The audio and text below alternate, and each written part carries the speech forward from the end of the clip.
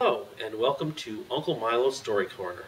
I'm Uncle Milo, and this is part two of three parts of Aladdin and the Wonderful Lamp from the Blue Fairy Book.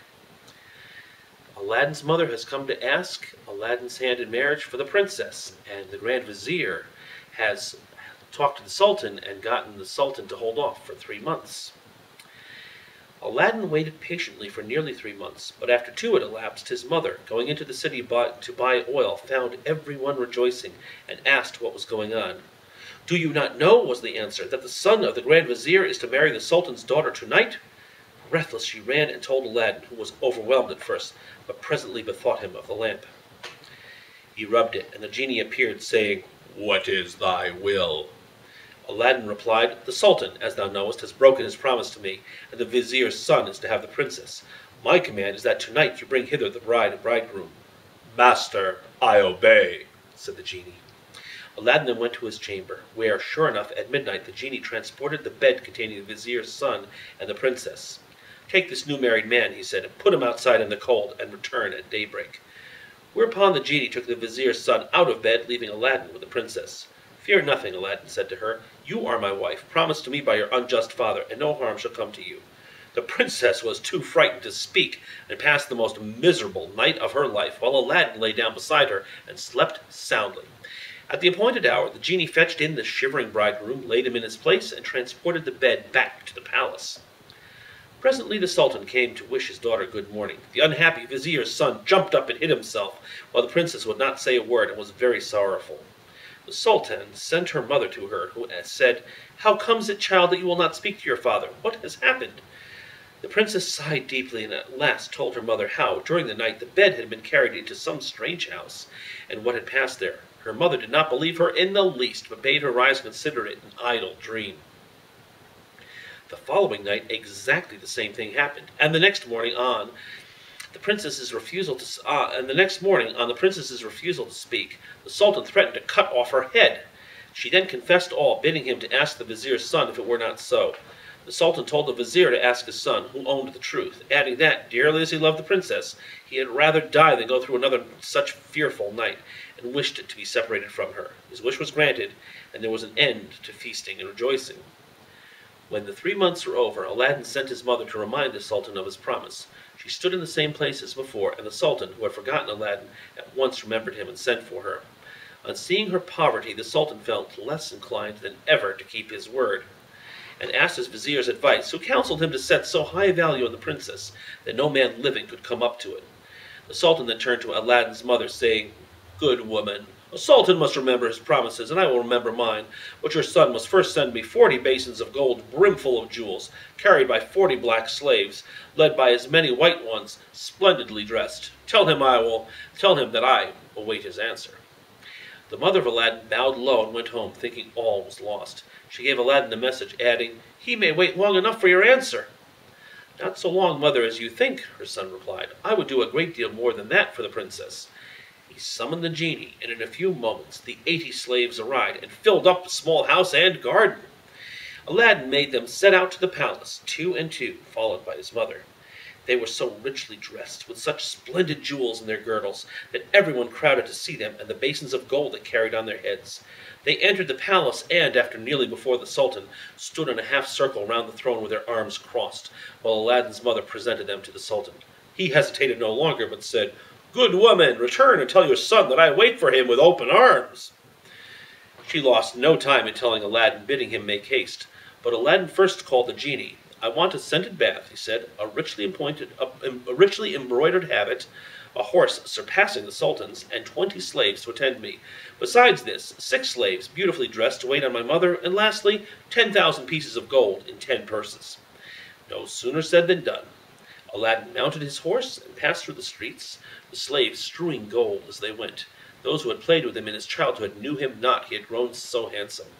When the Sultan saw him, he came down from his throne, embraced him, and led him into a hall where a feast was spread, intending to marry him to the princess that very day. But Aladdin refused, saying, "I must build a palace fit for her," and took his leave. Once home, he said to the genie, "Build me a palace of the finest marble, set with jasper, agate, and other precious stones. In the middle you shall build me a large hall with a dome, its 4 walls of massy gold and silver, each having 6 windows, whose lattices, all except one, which is to be left unfinished, must be set with diamonds and rubies. There must be stables and horses and grooms and slaves. Go and see about it." The palace was finished by the next day, and the genie carried him there and showed him all his orders faithfully carried out, even to the laying of a velvet carpet from Aladdin's palace to the Sultan's. Aladdin's mother then dressed herself carefully and walked to the palace with her slaves, while he followed her on horseback. The Sultan sent musicians with trumpets and cymbals to meet them, so that the air resounded with music and cheers. She was taken to the princess, who saluted her and treated her with great honor. At night the princess said goodbye to her father and set out on the carpet for Aladdin's palace, with his mother at her side, and followed by the 100 slaves. She was charmed at the sight of Aladdin, who ran to receive her. "Princess," he said, blame your beauty for my boldness if I have displeased you." She told him that, having seen him, she willingly obeyed her father in this matter. After the wedding had taken place, Aladdin led her into the hall, where a feast was spread, and she supped with him, after which they danced till midnight. Next day Aladdin invited the Sultan to see the palace. On entering the hall, with the 24 windows, with their rubies, diamonds, and emeralds, he cried, "It is a world's wonder. There's only one thing that surprises me. Was it by accident that one window was left unfinished?" "No, sir, by design," returned Aladdin. "I wished your majesty to have the glory of finishing this palace." The Sultan was pleased and sent for the best jewelers in the city. He showed them the unfinished window, and bade them fit it up like the others. "Sir," replied the spokesman, "we cannot find jewels enough." The Sultan had his own fetched, which they soon used, but to no purpose, for in a month's time the work was not half done. Aladdin, knowing that their task was vain, bade them undo their work and carry the jewels back, and the genie finished the window at his command. The Sultan was surprised to receive his jewels again, and visited Aladdin, who showed him the window finished. The Sultan embraced him, the envious vizier meanwhile hinting that it was the work of enchantment. Aladdin had won the hearts of the people by his gentle bearing. He was made captain of the Sultan's army and won several battles for him, but remained modest and courteous as before, and lived thus in peace and content for several years. But far away in Africa, the magician remembered Aladdin, and by his magic arts discovered that Aladdin, instead of perishing miserably in the cave, had escaped, and had married a princess, with whom he was living in great honor and wealth. He knew that the poor tailor's son could only have accomplished this by means of the lamp, and he traveled night and day until he reached the capital of China, bent on Aladdin's ruin. As he passed through the town, he heard people talking everywhere about a marvelous palace. "Forgive my ignorance," he asked. "What is this palace you speak of?" "Have you not heard of Prince Aladdin's palace?" was the reply. "The greatest wonder of the world. I will direct you if you have a mind to see it." The magician thanked him who spoke, and having seen the palace, knew that it had been raised by the genie of the lamp, and became half mad with rage. He determined to get hold of the lamp, and again plunge Aladdin into the deepest poverty. Unluckily, Aladdin had gone a-hunting for 8 days, which gave the magician plenty of time. He bought a dozen copper lamps, put them into a basket, and went to the palace, crying, "New lamps for old!" followed by a jeering crowd. The princess, sitting in the hall of 24 windows, sent a slave to find out what the noise was about, who came back laughing so that the princess scolded her. "Madam," replied the slave, "who can help laughing to see an old fool offering to exchange fine new lamps for old ones?" Another slave, hearing this, said, "There is an old one in the cornice there, which he can have."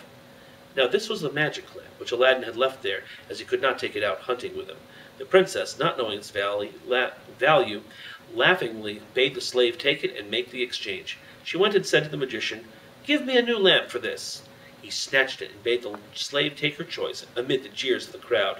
Little he cared, but left off crying his lamps and went out of the city gates to a lonely place, where he remained till nightfall, when he pulled out the lamp and rubbed it. The genie appeared, and at the magician's command carried him, together with the palace and the princess in it, to a lonely place in Africa. And that is the end of part 2 of Aladdin and the Wonderful Lamp.